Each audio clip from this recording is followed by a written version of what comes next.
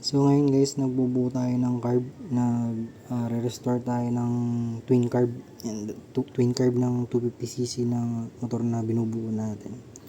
So try lang natin kung mare-restore natin ng good condition. Yan siya. Konting tune pa, pero at least kahit pa paano maganda-ganda na yung tunog.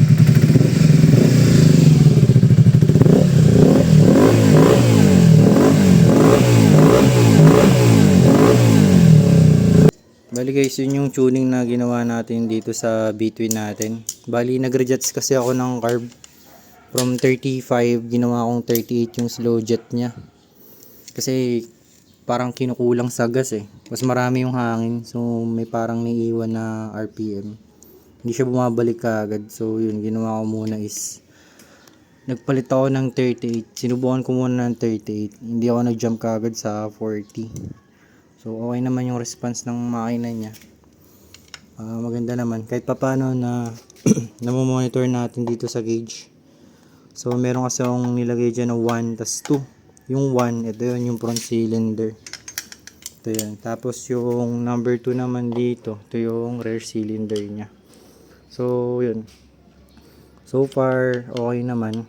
Bali may napansin pa kasi ako, malaki yung needle nito eh. So hanapan ko siya ng kapares na needle para sabay na sabay talaga. So yun, okay naman siya, napapatakbo na. Gusto ko lang talaga maging pinong-pino yung takbo niya. Kaya tinotono ko yung carb. Ang problema kasi yung kapitbahay, syempre nakakabulabog yung pag binubomba siya, pag hina-high rev. So medyo maingay. Kahit stock pipe yan. Bali guys, ito stock pipe lang yan. Ito yung stock pipe niya talaga. Nakahanap ako ng nagbenta online ng stock. So yun yung look niya.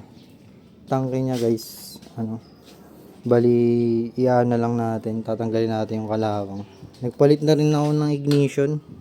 Bali ang pinalit ko dito sa ignition niya, tinry ko lang kasi isang Mio, pang Mio 125, tapos isang pang Raider. Pares naman okay. Iba ko lang kung ano yung mas maganda yung performance, pero parehas lang. Kung may ganito kayong motor, advice ko itong Mio na lang. Bali din sa tinanong kong mekaniko, gamit niya is pang Mio. Mas mura kasi compare dito sa Raider. Ito nga pala, pag nagpalit kayo, pipiliin nyo pang FI. Pang FI kasi itong dalawan to eh. So hindi pwede yung pang carb. Though carb type to, pero yung ignition niya pang FI. Ito, pinalitan ko lang ang rectifier. Bali galing to sa Rouser 200. Itong rectifier na to. Okay na okay yung charging niya. Walang problema. Hindi nagda-drop. Tapos yung spark plug nito pang TMX. Pang TMX yung spark plug niya guys. So yan.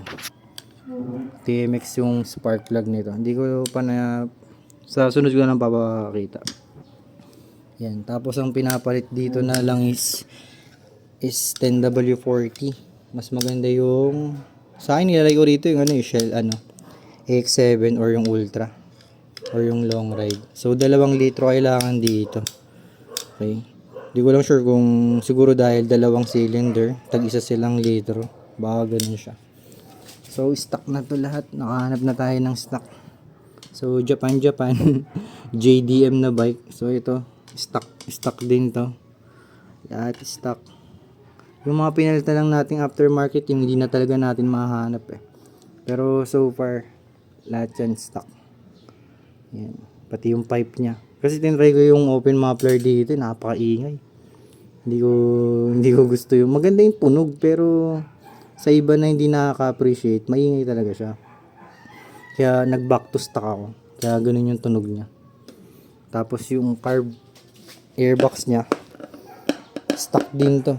Bali naghanap lang ako ng tawag dito, yung parang sponge, yung filter element. Tapos inano ko na lang siya. Tawag dito, nilapat ko na lang siya kasi hindi talaga siya swak. So yun. Yung mga ibang pyesa dyan hindi na stock eh. Gaya nitong lever. Pero yung overall components niya, yung main carb, stock. Engine niya stock, mags, pinakulayan lang, stock pa rin, pipe, stock. Yung upuan niya kahit luma, yan, stock pa rin yan. Pero madali lang kasi ito ipagawa eh. Maraming malulupit na gumagawa ng upuan. Basic lang to. Sa pintura, ganda pa rin ang pintura nyo. Pinapinturahan ko sa ano, kila Boss Noriel. Yan, ganda pa rin. Pati itong mags. Yan, madumi lang eh dahil nakaalikabukan pero ano siya.